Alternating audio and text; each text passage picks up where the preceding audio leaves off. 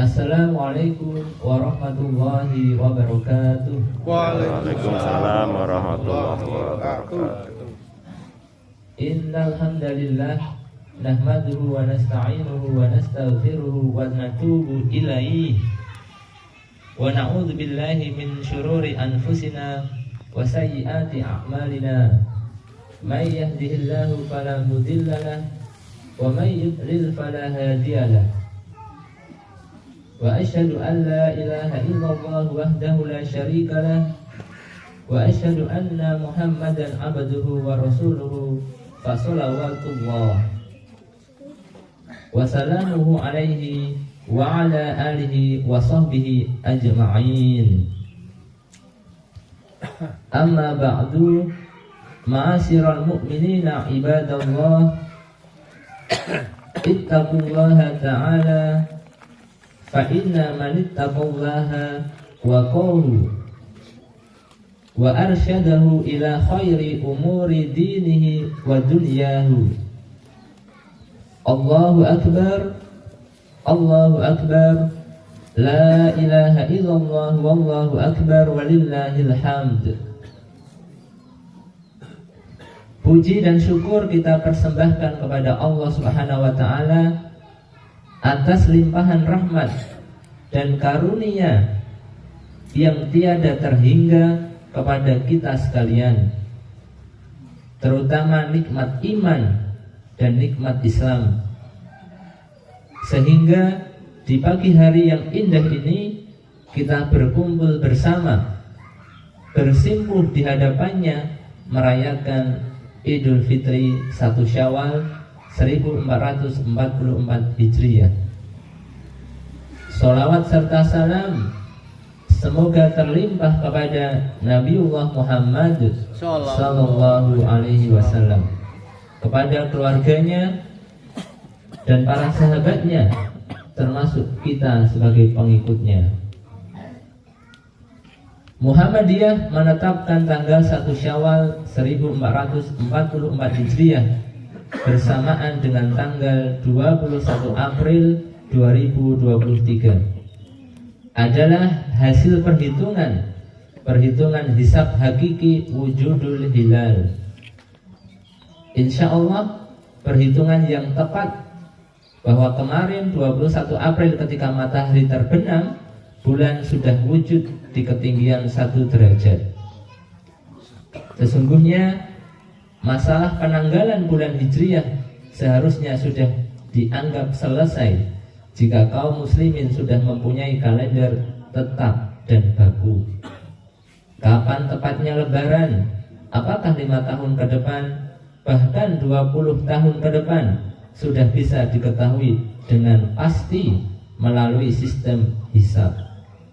Karena di zaman modern seperti sekarang ini, teknologi hisab sudah semakin canggih. Ilmu astronomi sudah sedemikian maju sehingga peristiwa yang sifatnya rutin seperti awal bulan maupun gerhana sudah dapat dihitung dengan lebih akurat dan pasti. Walaupun begitu, kita tetap harus mempunyai sikap toleran kepada sebagian masyarakat yang kukuh menggunakan ru'yatul hilal, berusaha untuk melihat dengan mata kepala ada atau tidak adanya hilal. Padahal kondisi dan situasi perikliman di Indonesia sangat sulit untuk melakukan ru'yat.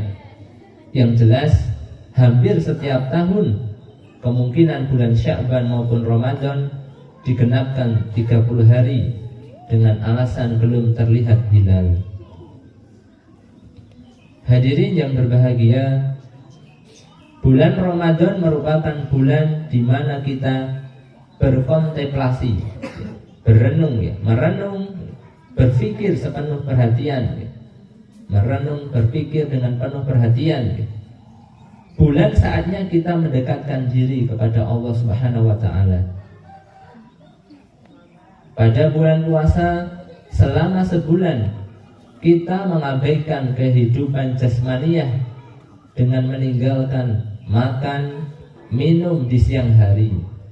dan lebih berpihak kepada kehidupan batiniah dengan banyak berzikir, beribadah, dan muhasabah diri. Puasa kalau diibaratkan seperti peralihan bentuk yang dialami seekor ulat ketika ingin menjadi seekor kupu-kupu dengan menjadi kepompong. Dan jika kepompong mampu mengubah ulat bulu hitam menjadi kupu-kupu yang indah berwarna-warni, maka saum Ramadan diharapkan menjadikan diri kita manusia yang indah, yaitu menjadi muttaqin dan muhsinin. Ibadah saum diharapkan mampu meningkatkan keimanan dan keyakinan kepada Allah Subhanahu wa ta'ala. Keyakinan bahwa hanya Allah lah yang menghidupkan dan mematikan manusia. Di tangan Allah nasib manusia ditentukan.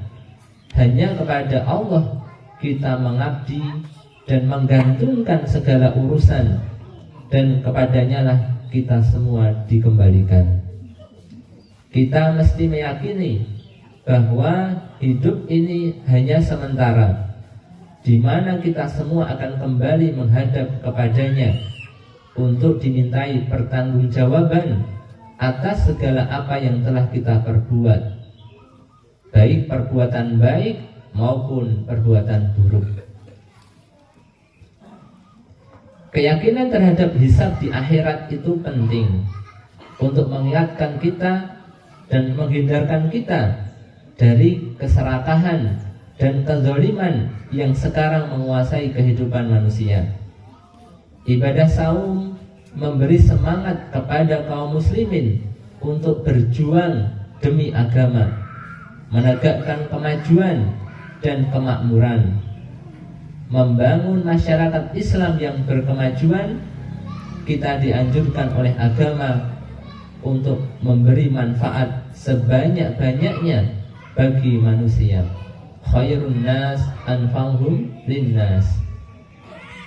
Ibadah saum juga memupuk diri kita menjadi manusia munfikin atau dermawan, penuh perhatian terhadap tetangga dan kaum kerabat, memberi makan fakir miskin, memelihara anak yatim, dan selalu memberi pertolongan kepada yang membutuhkan. Dermawan adalah akhlak para nabi dan rasul, juga kebiasaan orang-orang soleh. Pemurah adalah akhlak terpuji, dirahmati hidupnya dan diberkahi hartanya dan keturunannya, dijauhkan dari malapetaka dan kesengsaraan. Batinnya bahagia, dadanya lapang, hatinya gembira dan sejahtera. Allahu Akbar, Allahu Akbar, walillahil hamd. Hadirin yang berbahagia, hasil keputusan Muktamar Muhammadiyah ke-48 dalam isu-isu strategis keutamaan dicantumkan mengenai spiritualitas generasi milenial. Hal ini sangatlah tepat. Kita mengkhawatirkan keberagamaan generasi muda, agama generasi muda kita, terutama generasi milenial dan generasi yang lahir setelah tahun 2000-an. Karena beberapa penelitian menggambarkan bahwa generasi milenial kurang religius, keagamaannya kurang dibanding dengan generasi sebelumnya. Generasi milenial adalah generasi yang lahir dalam rentang waktu awal tahun 1980 hingga tahun 2000. Kini generasi milenial disebut sebagai populasi terbesar di dunia, termasuk di Indonesia. Dengan jumlah yang besar, generasi milenial dinilai memiliki beberapa karakteristik menonjol yang bisa dibilang unik dibandingkan generasi sebelumnya, yaitu mudah beradaptasi, melek teknologi, berorientasi pada pencapaian, butuh perhatian, berpikiran terbuka, dan mudah bosan. Karakteristik tersebut di atas mempengaruhi terhadap tingkat pemahaman dan kualitas keberagamaan mereka. Hasil survei tahun 2016 di 12 negara Eropa terdapat hasil survei tahun 2016 di 12 negara Eropa terhadap orang yang berusia antara 16 hingga 29 tahun memperlihatkan mayoritas dari mereka mengaku tidak menganut agama. Anak-anak muda yang tidak beragama sangat tinggi, terutama di Republik Ceko yang proporsinya mencapai angka 91%. Juga di Estonia, Swedia, dan Belanda yang angkanya berkisar antara 70% hingga 80%. Memang penelitian ini di Eropa, tetapi ada kekhawatiran menimpa juga kepada generasi milenial Indonesia karena fenomena kemajuan teknologi komunikasi juga melanda negeri ini. Berdasarkan kondisi tersebut, Muhammadiyah sebagai gerakan dakwah perlu mengadakan perhatian khusus kepada generasi milenial ini agar kekhawatiran tersebut tidak terbukti. Muhammadiyah perlu mengadakan survei khusus tentang keberagamaan mereka dan menyusun strategi khusus dakwah kepada mereka yang tentunya sangat berbeda dengan strategi dakwah kepada generasi sebelumnya. Perhatian dakwah generasi milenial perlu ditangani serius. Kalau tidak ada lembaga khusus, mungkin bisa mengefektifkan lembaga atau majelis yang sudah ada, seperti lembaga dakwah khusus dan majelis tabligh, dibantu untuk literasi digitalnya oleh majelis pustaka dan informasi. Kita jangan terlalu optimistik dengan banyaknya sekolah dan perguruan tinggi Muhammadiyah dan Aisyah yang di dalamnya ada pelajaran Ismuba dan AIK. Karena survei di atas juga memberikan informasi bahwa walaupun mereka menerima pelajaran agama di sekolah, mereka mengaku tidak berbekas. Oleh karena itu, kita kaum muslimin perlu mengefektifkan pendidikan agama pada anak-anak kita. Jangan sampai pelajaran agama hanya sampai di tingkat kognitif saja, seperti halnya pelajaran yang lain. Pelajaran agama perlu diinternalisasi nilai sehingga tumbuh kesadaran beragama dan tumbuh akhlak kepribadian yang baik. Oleh karena itu, pendidikan pelajaran agama di sekolah maupun di keluarga hendaknya tidak semata diorientasikan pada penguasaan materi secara intelektual, perlu diorientasikan dan dikorelasikan dengan penguatan dan pengayaan praktik ajaran dalam konteks kepentingan sosial yang lebih manusiawi dan universal.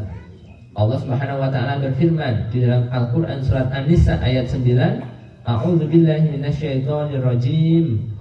Wal yakhshal ladzina law taraku min khalfihim dzurriyyatan di'afan khafu 'alaihim falyattaqullaha wal yaqulu qawlan sadida.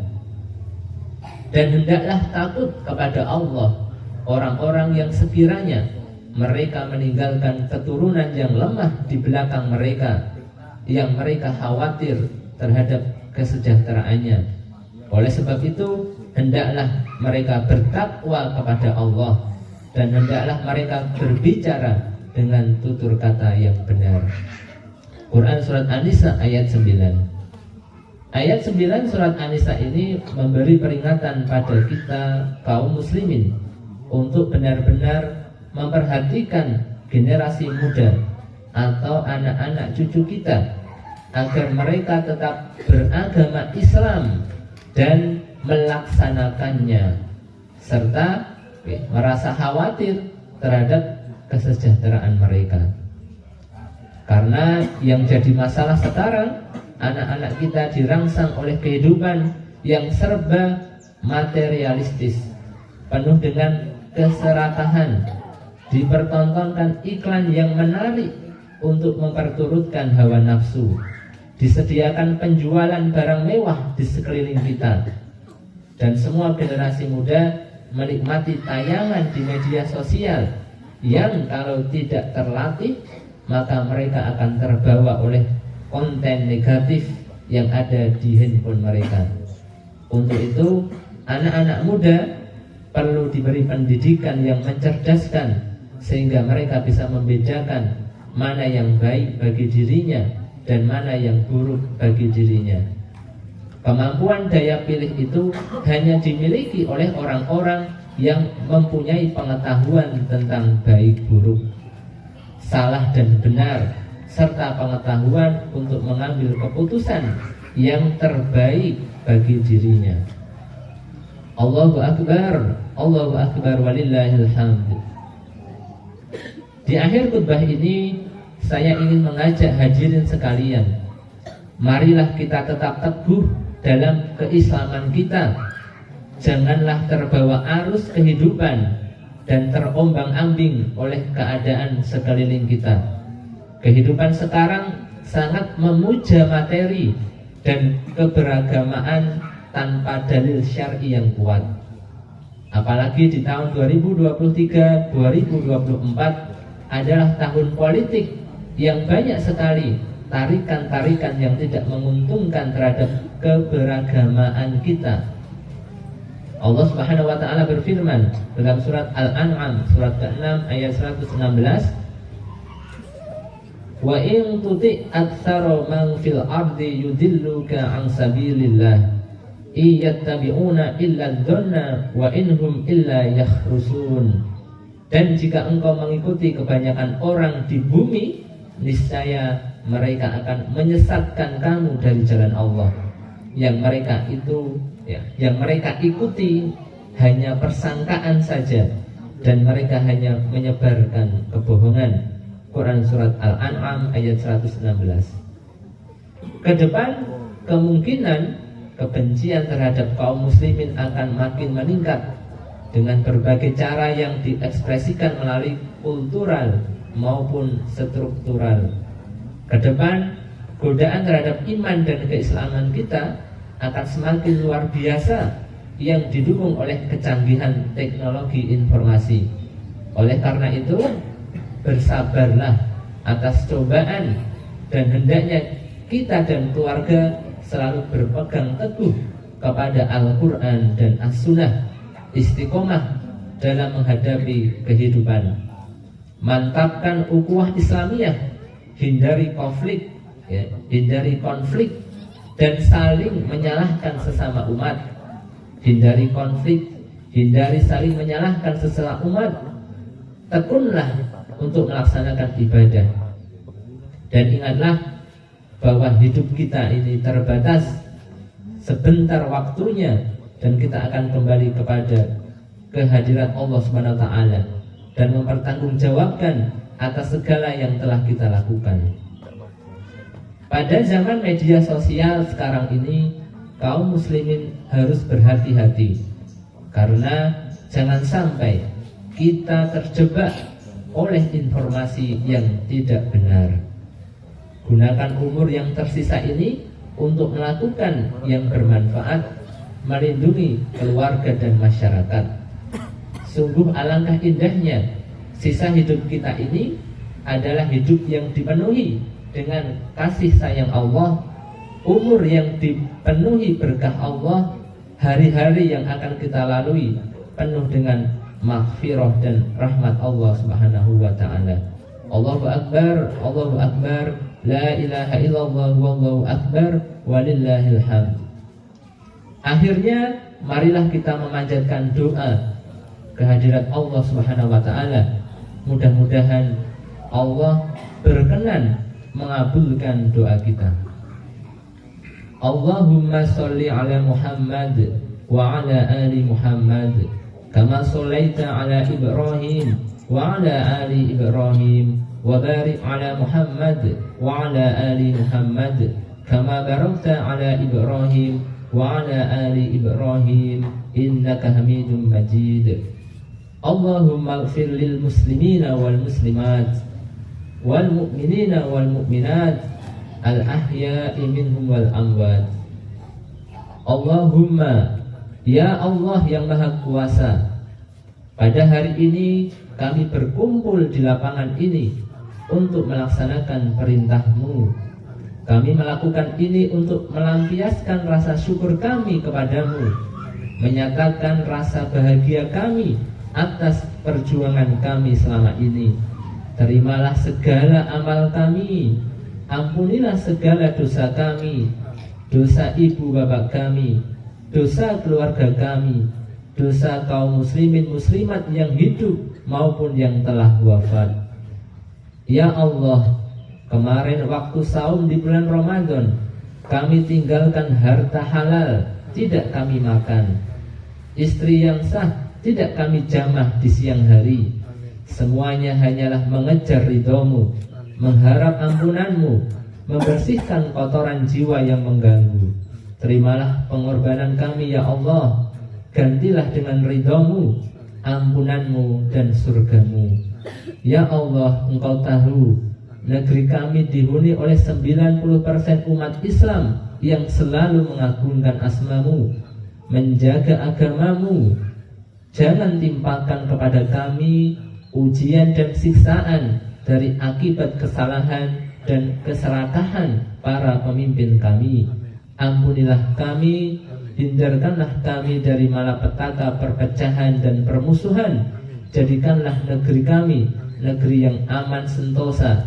Berilah penduduknya rizki dari buah-buahan, terutama orang yang beriman kepadamu dan hari akhirmu. Allahumma aslih lana dinana alladhi huwa ismatu amrina, wa aslih lana dunyana allati fiha ma'ashuna, wa aslih lana akhiratana allati ilaiha ma'aduna, waj'al lil hayata ziyadatan lana fi kulli khair, waj'alil mauta rahatan lana min kulli syarrin. Rabbana ighfir lana wa li ikhwanina alladhina sabaquna bil iman wa la taj'al fi qulubina ghillan lil ladzina amanu rabbana innaka ra'ufur rahim. Rabbana atina fid dunya hasanah wa fil akhirati hasanah wa qina adzaban nar. Subhana rabbika rabbil izzati amma yasifun wa salamun alal mursalin walhamdulillahi rabbil alamin.